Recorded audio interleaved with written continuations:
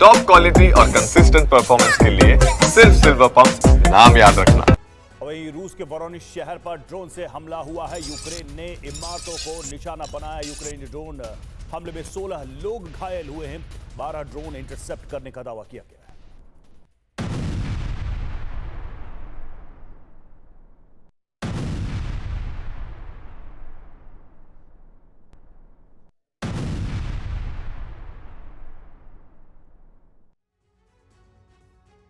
और क्रेमलिन के एक रणनीतिकार ने कहा है कि तीसरा विश्व युद्ध हो चुका है, शुरू हो चुका है और इसमें इस्तेमाल होने वाले हथियार पारंपरिक भी हैं और हाइब्रिड भी। युद्ध के कई मोर्चे साफ दिख रहे हैं, लेकिन कुछ ऐसे मोर्चे भी हैं जहां खामोशी के साथ जंग का बंदोबस्त किया जा रहा है। ऐसा ही एक मंच चीन के तियानजिन में सज चुका है, जहां चीन के प्रेसिडेंट शी जिनपिंग, ईरान के विदेश मंत्री अब्बास अराक्ची और रूस के विदेश मंत्री सर्गेई लावरोव अमेरिका के खिलाफ रणनीति तैयार कर रहे हैं। देखिए तीसरे विश्व युद्ध के कितने केंद्र हैं और कैसे ये जंग वेस्ट बनाम बाकी विश्व के बीच छिड़ चुकी है।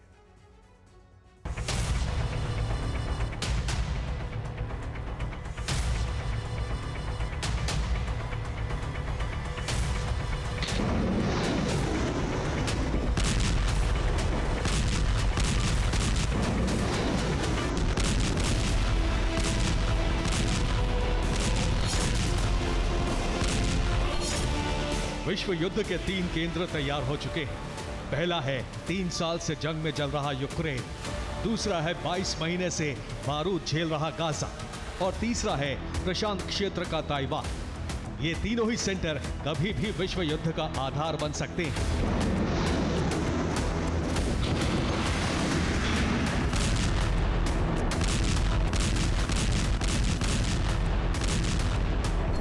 सामरिक गठबंधन तैयार हो रहे हैं। इसी कड़ी में ईरान के विदेश मंत्री शंघाई सहयोग संगठन की बैठक के बहाने चीन पहुंचे हैं और रूस के विदेश मंत्री से मुलाकात की है।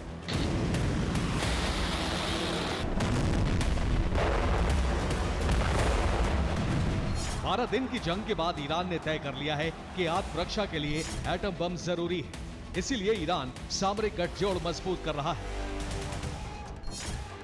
ईरान ने कहा है कि वो अमेरिका से बातचीत के लिए तैयार है, लेकिन अमेरिका अगर यूरेनियम एनरिचमेंट रोकने की शर्त थोपता है तो बातचीत नहीं की जाएगी। ईरान के समर्थन में चीन और रूस भी ये कहते हुए खड़े हो गए हैं कि परमाणु ऊर्जा ईरान का अधिकार है।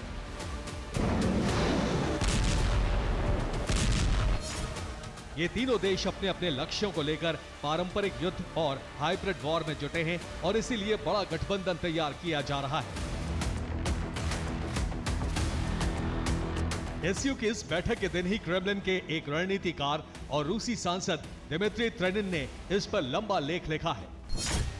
त्रेनिन ने कहा है कि तीसरा विश्व युद्ध शुरू हो चुका है, लेकिन ये वर्ल्ड वॉर 1, वर्ल्ड वॉर 2 जैसा नहीं है। रूस अब अकेले पश्चिम से नहीं लड़ रहा, बल्कि ये पश्चिमी दुनिया बनाम बाकी दुनिया की जंग है।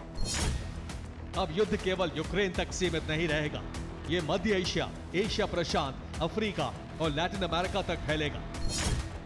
नया विश्व युद्ध सैन्य, आर्थिक, तकनीकी और वैचारिक मोर्चों पर लड़ा जा रहा है।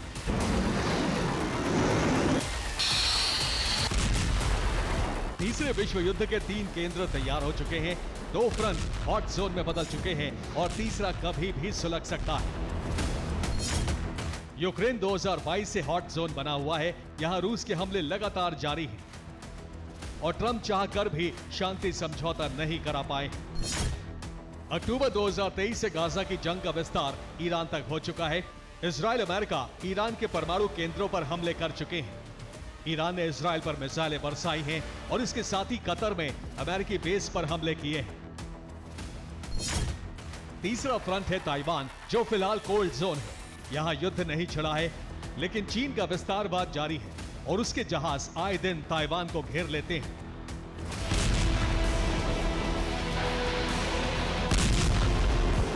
इन हॉट जोन और कोल्ड जोन में समीकरण अलग अलग हैं, लेकिन युद्ध हर जगह अमेरिका बनाम बाकी विश्व के बीच ही छिड़ा हुआ है। 3 फ्रंट पर जंग लड़ने वाले मोर्चे 2 ही हैं।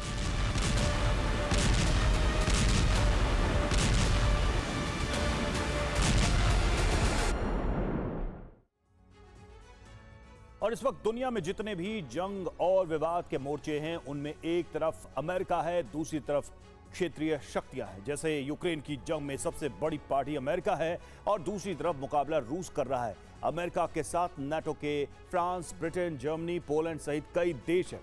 यही देश यूरोपियन यूनियन के सदस्य भी हैं। इनके साथ जापान, दक्षिण कोरिया और ऑस्ट्रेलिया का भी समर्थन है। दूसरी ओर रूस के साथ चीन, ईरान और उत्तर कोरिया है। गाजा की जंग में इजराइल के साथ मुख्य पार्टी अमेरिका है और नाटो के कुछ देश भी इजरायली कार्रवाई का समर्थन करते हैं। दूसरी तरफ अमेरिका से मुकाबला ईरान कर रहा है। ईरान के साथ रूस, चीन और उत्तर कोरिया है। तीसरा कोल्ड फ्रंट है। चीन के खतरे में घिरा ताइवान। ताइवान को अमेरिका का पूरा समर्थन है। नाटो, दक्षिण कोरिया और जापान इस जंग में अमेरिका के साथ है। दूसरी तरफ गाजा और ईरान की जंग के बाद चीन की वन चाइना पॉलिसी का समर्थन करते हुए रूस, उत्तर कोरिया और ईरान जुड़ गए हैं।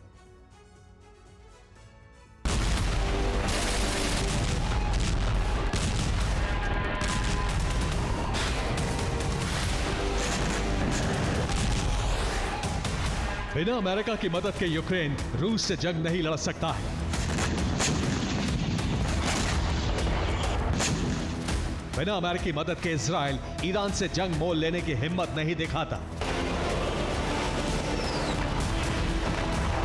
दिमित्री त्रेनिन का इशारा यही है कि हर जंग में अमेरिका खड़ा है और उसके साथ जंग में उस खास क्षेत्र की एक शक्ति का टकराव है।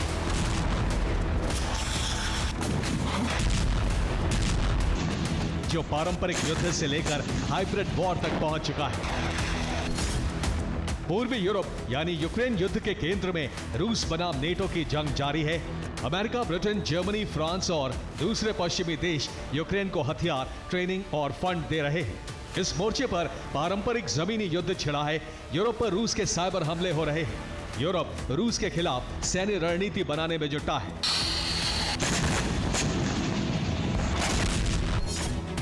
पश्चिमी एशिया में गाजा को लेकर ईरान इजराइल का टकराव जारी है। इजराइल से हमास, हिजबुल्लाह जैसी ताकतें टकरा रही हैं। यहां आते ही युद्ध प्रॉक्सी वॉर, ड्रोन हमले, मिसाइल स्ट्राइक और एयर स्ट्राइक में बदल जाता है।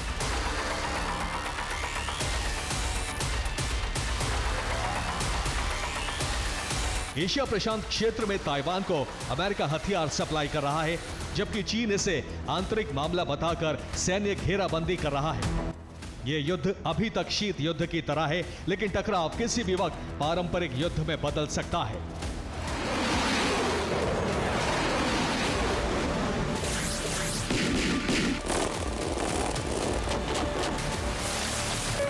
अगर ताइवान, ईरान या बाल्टिक क्षेत्र में कोई भी सामरिक चूक हुई तो अमेरिका और रूस, चीन की सेनाएं आमने सामने आ सकती हैं।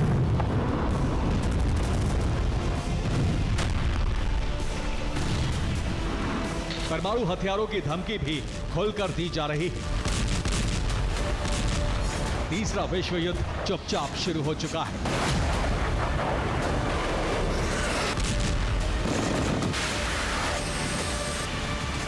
ये फिलहाल टुकड़ों में बटा हुआ दिख रहा है।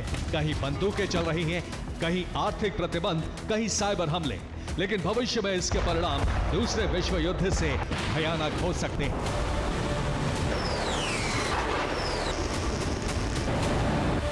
Bureau report, TV9, Bharatvarsh.